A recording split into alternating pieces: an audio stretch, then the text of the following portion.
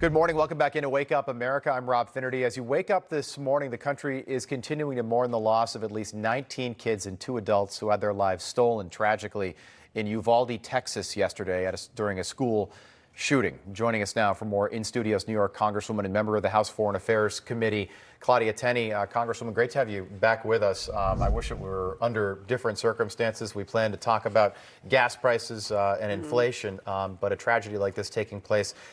You just went through something like this, the Buffalo shooting happening 2 weeks ago on Saturday. The shooter was from a town in your district, Conklin, New York.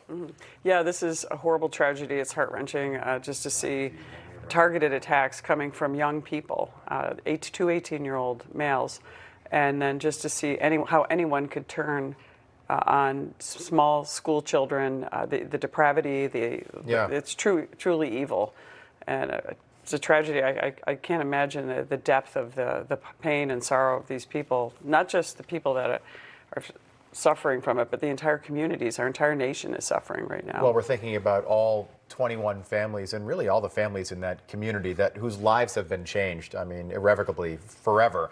Joe Biden last night, he visited Buffalo, New York, flew to Asia. He spent 6 days there, and then he flies back and he's got to make a speech about yet another school shooting. He had a lot of empathy during the first part of the speech, but in the second part, he immediately started to politicize this, and we've seen this so many times before. I want to play you a soundbite from the speech last night, then get your reaction. Take a listen. God's name are we going to stand up to the gun lobby? What in God's name do you need a solvent for except to kill someone? Deer aren't running through the forest with Kevlar vests on, for God's sake. It's just sick. And the gun manufacturers have spent 2 decades aggressively marketing assault weapons, which make them the most and largest profit. For God's sake, we have to have the courage to stand up to the industry. It's time to turn this pain into action. For every parent, for every citizen in this country, we have to make it clear to every elected official in this country, it's time to act. Okay, so Joe Biden there saying we have to stand up to the gun lobby. So the argument is, hey, we don't need to politicize these things right after the shooting takes place. My question is, if we don't do it then, when do we do it? Yeah, well, it's so unfortunate that the president is intending in the first part of his speech to heal the nation, and then he turns and blames some group. Right. And it's unfortunate because this is really a complex issue. We have a huge mental health crisis in our communities. And as you alluded to earlier, we have a shooter in my own area in Buffalo that shot people in Buffalo, New York, really tragically targeting them. Right. But there's serious mental health issues, and how we address these.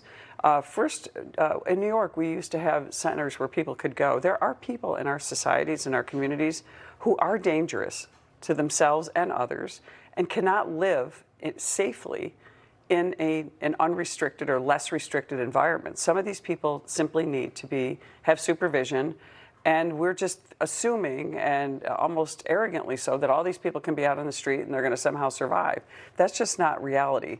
And we have people out on the streets. We have warning signals from both of these shooters, really just depraved messages on social media. The shooter in Buffalo just completely decapitated and killed a cat. We know those are signs of people getting... All of these red flags that were missed, though, and New York has some of the strictest red flag laws in the country. Is this something Congress needs to confront? Because to me, it seems like we're using an old playbook, even in a state like New York where red flag laws are so severe, some of the strictest in the country. Yes, we have not only some of the strictest gun laws, we have the strictest red flag laws. We also have an issue. Here's my concern. The reporting requirements. We created a bill when my first term in Congress that would actually make our background check system stronger, because so many of these types of mental illness incidents and so-called warning signals were not reported to the federal authorities when they do a background check on someone about to obtain a firearm. So what does that tell you? So that tells us the information is not getting there because they're not being reported. Why isn't it getting there? Is it because the authorities are afraid of getting sued because they're disclosing something about someone? Yeah. This Buffalo shooter spent a day and a half in mental evaluation. This warning signs about him just killing this cat and describing it in just disgusting detail with the blood splattering on him. And these are and he issues. was able to buy that gun legally. Right. This shooter Why wasn't this like on he his was record? able to buy the gun legally. So the minute you go and look at a background check, you know, a gun seller would go and say, oh, here, oh my gosh, we can't sell. Does that process need to be streamlined? Absolutely. Well, the reporting is what my concern is. Why aren't people reporting it? Why isn't the school district? Where are the parents that knew this happened?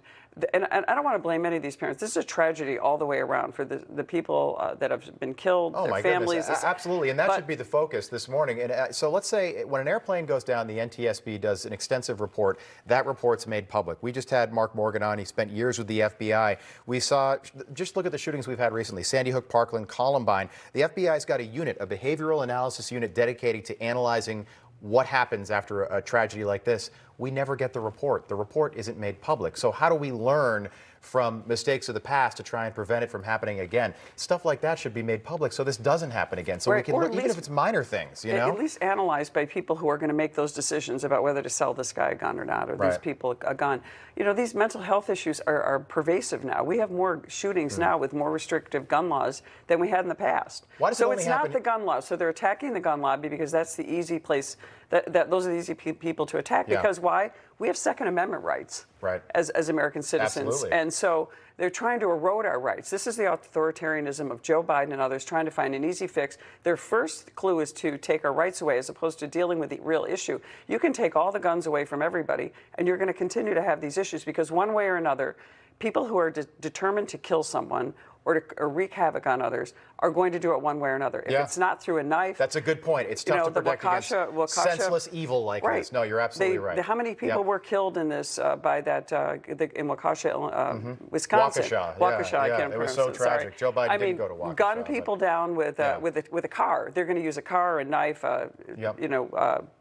box cutters, as we saw in the tragedy of 9/11. One way or another, these people are going to find a way to kill, and they're going to find a way to get an illegal gun. You'll notice that most gun crimes are illegal gun crimes. They're not lawful gun owners.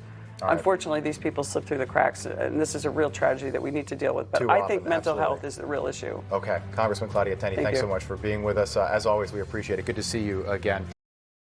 Hey, I'm Rob Finnerty. Thanks for watching. If you enjoyed this video, please join the conversation in the comments below. Don't forget to subscribe, too. Hit the bell icon to be alerted to breaking news. And remember, there's a whole lot more on Newsmax TV, America's fastest growing cable news network. Newsmax TV, we're real news for real people.